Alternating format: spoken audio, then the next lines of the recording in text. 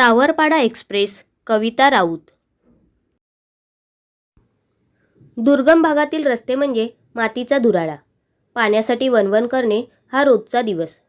अशा प्रतिकूल परिस्थितीत कुरकुर न करता, हार न मानता जीवन जगणे म्हणजे एक दिव्यच. अशा खेड्यापाड्यांमध्ये गुणवत्ता असते, पण ती शोधावी लागते. असाच एक डोंगरदऱ्यांनी वेढलेला आदिवासी पाडा. पाण्याच्या शोधासाठी तिथे मैलोनमैल भटकंती करावी लागे. त्याच आदिवासी पाड्यावर अनवाणी पायांनी चालणारी, लाकूड फाटा गोळा करणारी एक मुलगी. तिने राष्ट्रकुल आणि आशियाई क्रीडा स्पर्धेत भारताचा दबदबा निर्माण केला आणि ऑलिम्पिक स्तरावर झेप घेतली.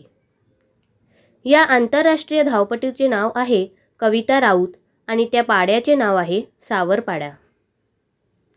हा पाडा नाशिक जिल्ह्यातील त्र्यंबकेश्वर तालुक्यात आहे. कविताचे बालपण निसर्गाच्या सानिध्यात गेले. तिची आजवरची वाटचाल एक दीर्घ साधना बनली आहे. राष्ट्रकुल क्रीडा स्पर्धेत कांस्य आणि आशियाई क्रीडा स्पर्धेत रौप्य व कांस्य अशी पदके कविताने पटकावली. लागोपाठच्या या दोन्ही स्पर्धांमध्ये भारताचे नाव उंच करणारी धावपटू म्हणजेच सावरपाडा एक्सप्रेस कविता राऊत. चीनमधील गुआंगझू येथे झालेल्या आशियाई क्रीडा स्पर्धेत 10,000 मीटर धावण्यात कविताचे सुवर्णपदक अवघ्या सेकंदाने हुकले. पण त्या प्रसंगी कविताची समजूत तिच्या आईने काढली. आईच्या शब्दांनी कविताला दिलासा मिळाला. अवघ्या 4थी शिकलेल्या आईच्या समंजस शब्दांनी कविताला आजवर अनेक कठीण प्रसंगी आधार दिला आहे. कष्टप्रद अनुभवांमुळे कविताचे पाय कणखर बनले. नाशिक जिल्हास्तरीय शालेय क्रीडा स्पर्धेत कविताने धावण्यात प्रथम क्रमांक मिळवला. पण कविताचे वेगळेपण तिचे वडील रामदास आणि आई सुमित्रा यांना फारशा तीव्रतेने त्यावेळी जाणवले नाही. कविताच्या पायांमधील चमकदार दौड हेरली ती प्रशिक्षक विजेंद्र सिंग यांनी. त्यांनी कविताच्या आईवडिलांची मानसिकता तयार केली आणि तिला नाशिकच्या भोसला मिलिटरी स्कूलच्या मैदानावर तंत्रशुद्ध पद्धतीने धावण्याचे धडे देण्यास सुरुवात केली. बूट घालून धावणे कविताला अवघड वाटायचे, कारण लहानपणापासून अनवाणी धावण्याचीच तिला सवय होती.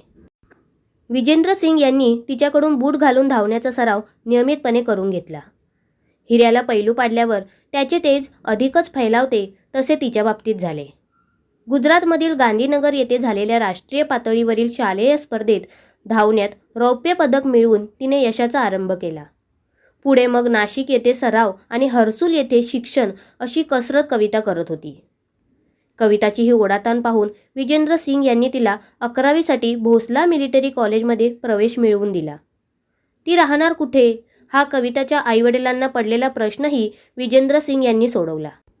24 ऑक्टोबर 2002 पासून पुढील 5 वर्षे ती त्यांच्याच घरी राहिली. स्वतःचा एक मुलगा आणि एक मुलगी असलेल्या सिंग दाम्पत्याने आपली दुसरी मुलगी म्हणून कविताचा सांभाळ केला. तिच्या धावण्याच्या गतीकडे विजेंद्र सिंग यांनी लक्ष पुरवले आणि त्याची प्रचिती म्हणजेच कविताचे यश. एका पाठोपाठ एक विक्रम तिच्या नावावर झळकू लागले. कविताच्या यशामुळे हर्सुल, सावरपाडा या भागास नवी ओळख मिळाली. आज केवळ कुटुंबालाच कविताचा अभिमान वाटतो असे नाही, तर संपूर्ण हर्सुल परिसराची हीच भावना आहे. नवी दिल्लीतील राष्ट्रकुल स्पर्धेत कविता जिंकल्याचे जाहीर होताच हर्सुल सावरपाडा येथे जणू काही दिवाळीच साजरी झाली होती. स्पर्धेत विजयी झाल्यानंतर कविता आपल्या गावी येणार म्हणून सकाळपासून जो तो स्वागताच्या कामात गुंतला होता. कविताचे कौतुक करण्यासाठी गावोगावचे लोक हजारोंच्या संख्येने उपस्थित झाले होते.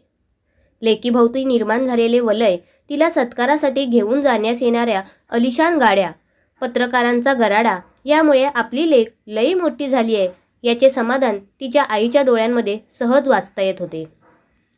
कविता बंगळुरू येथे विशेष प्रशिक्षणासाठी गेली असताना रोज किमान एकदा तरी आईशी फोनवरून बोले. यावरून त्या मायलेकीचे गहिरे नाते दिसून येते. कविता सांगते, आईशी बोलल्यावर मनाला वेगळंच समाधान वाटतं. दिवसभरात जे झालं ते सर्व मी आईला सांगते. माझ्या त्रासाबद्दल मात्र तिला काही सांगत नाही, कारण ते ऐकून आईला उगीच वाईट वाटत राहतं. कविता हळवी आहे. प्रसिद्धीच्या वलयाने तिच्या स्वभावात कधी फरक पडलेला नाही. बापलेकीच्या नात्यातील विणही तितकीच गहिरी. लहानपणी आपले बोट धरून चालणाऱ्या कवितेच्या पायांमध्ये मोठेपणी इतके बळ येईल असे तिच्या आईवडिलांना कधी वाटलेच नव्हते. कविताच्या यशाचे सर्व श्रेय ते प्रशिक्षक विजेंद्र सिंग यांना देतात. जेव्हा कविता प्रतिकूल आर्थिक परिस्थितीशी झगडत होती तेव्हा तिला आर्थिक मदत मिळावी म्हणून जो भेटेल त्या प्रत्येकास विनंती करण्यात विजेंद्र सिंग यांनी कोणताही कमीपणा वाटू दिला नाही. तेव्हा त्यांनी कमीपणा वाटू दिला असता तर कदाचित आज कविता या स्थानापर्यंत पोहोचू शकली नसती. गेल्या काही वर्षांपासून कविता कुटुंबापासून दूर राहत असली तरी तिने सर्वांचे प्रेम जपले आहे. घरचे सण समारंभ, उत्सव यांमध्ये प्रत्यक्ष सहभागी होता येत नसल्याची खंत कविताला वाटते. बंगळुरूच्या क्रीडा केंद्रात कविताला तिच्या आवडीच्या अजून एका गोष्टीपासून दूर राहावे लागे, ती म्हणजे वांग्याची भाजी आणि नागलीची भाकरी.